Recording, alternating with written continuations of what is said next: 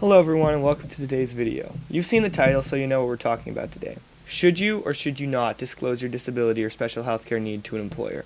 Well, let's look at the facts. Legally, you are not required to disclose your disability to an employer at any time, and he or she is not legally allowed to ask. See, we're protected by the ADA, Americans with Disabilities Act. So if you have a disability and are qualified to do the job, the ADA protects you from job discrimination on the basis of your disability. Under the ADA, you have a disability if you have a physical or mental impairment that substantially limits a major life activity. The ADA also protects you if you have a history of such a disability, or if an employer believes you have a disability even if you don't. So, the question is, should you disclose? Well, it depends on the nature of your disability. For instance, if you're someone with panic issues and you can't come into work one day, but you haven't disclosed your disability, the legality around that one can be tricky and you don't want to get in trouble. So if you made the choice to tell your employer, there's a thing called reasonable accommodation. So what is reasonable accommodation?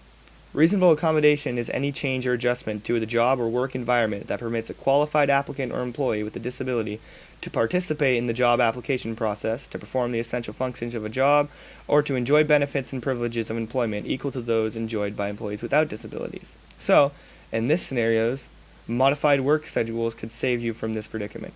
So, ask yourself, would your disability need reasonable accommodation for your job you're doing, or would it never come into play? In my opinion, disclosing is best in job environments where your disability could limit your ability to do the job you were hired to do.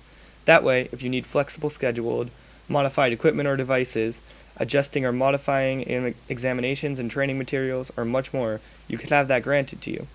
I'll link to the full .gov in the description to read more in depth about the specifics of this.